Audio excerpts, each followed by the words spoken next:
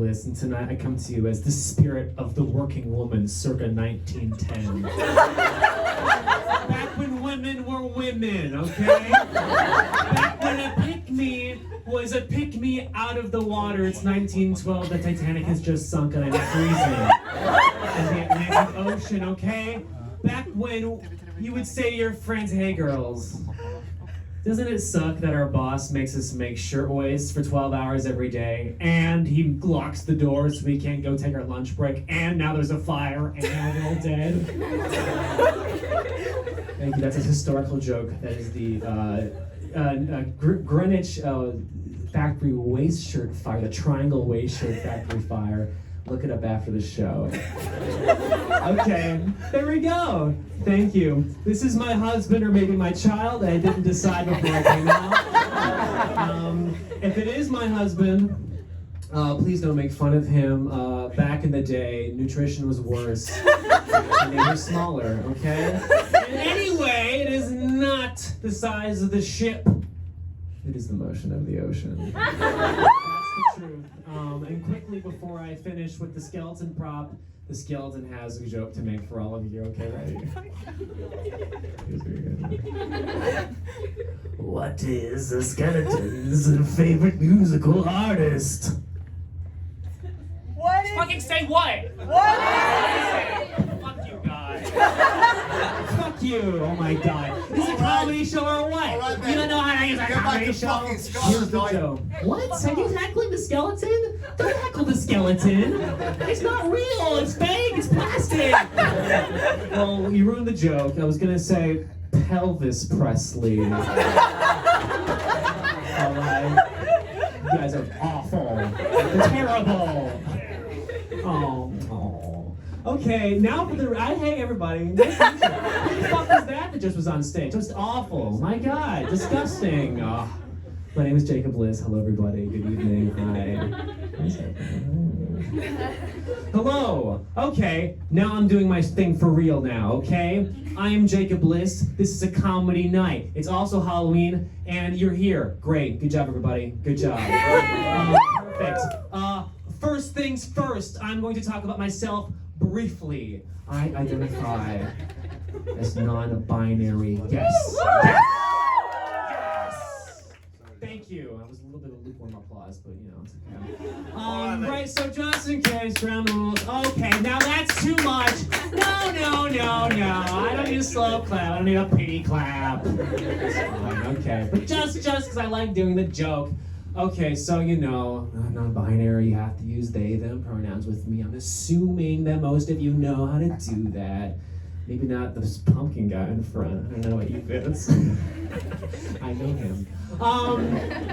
But just in case you don't know, it might sound something like this. So after the show, you might be leaving and you'll say, wow, that Jacob was so good.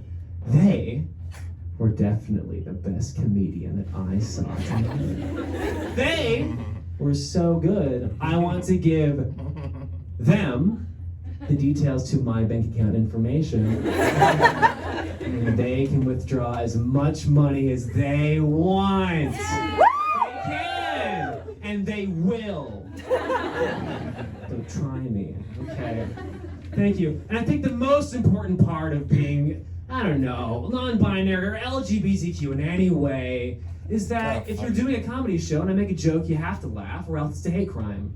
So, thank you very much. That's how it works. That's how it works. Thank you. Stephanie, you're not laughing.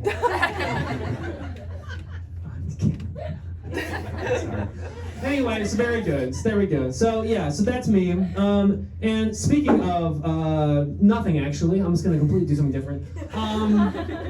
So has anybody ever been assaulted by a child? Raise your hands. Yes! Yes! That's too many of you. That's too many of you. Okay, well I'm sorry. This is my child assault story.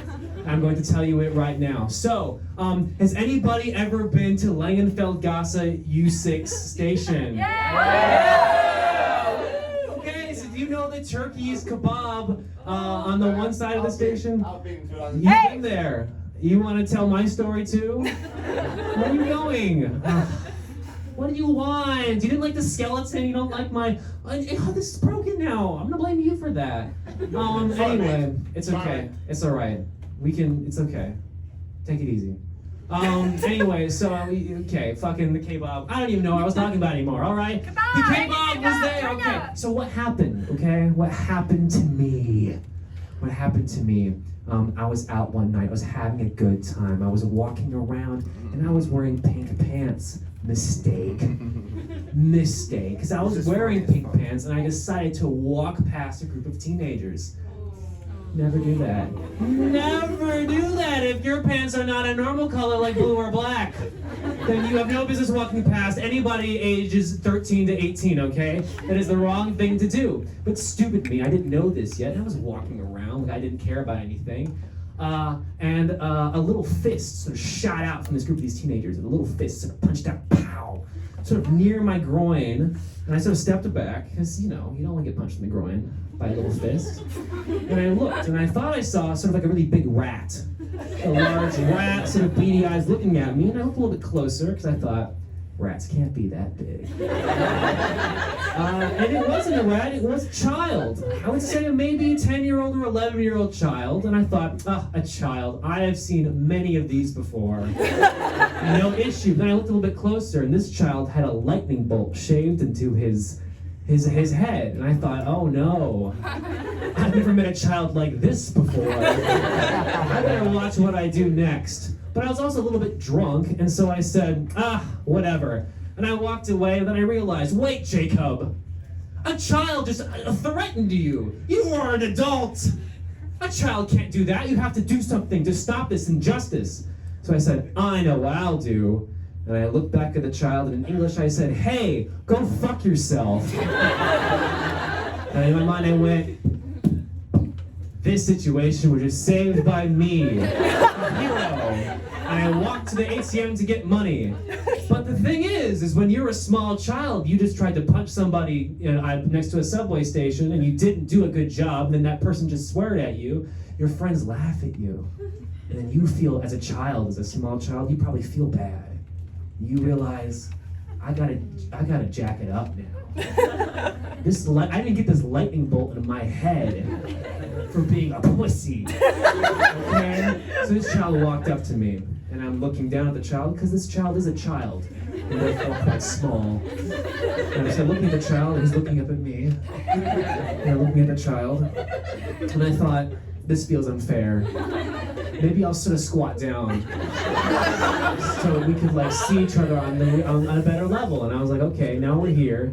And the child looks at me, and the child takes his little child hand out and hits me. And I stand up, and I'm doing the math of how hard does a child have to hit you before it's okay to hit a child. Because in my mind I'm like, I know why you're doing this, child. It's because of my pants. And you shouldn't be able to get away with this. But also, I am an adult. And I did tell a child to go fuck itself. And maybe I'm not the hero in this story. Maybe I'm not the hero. But I did something heroic that day. I stood up. I looked at the child. I didn't say anything. And I walked away.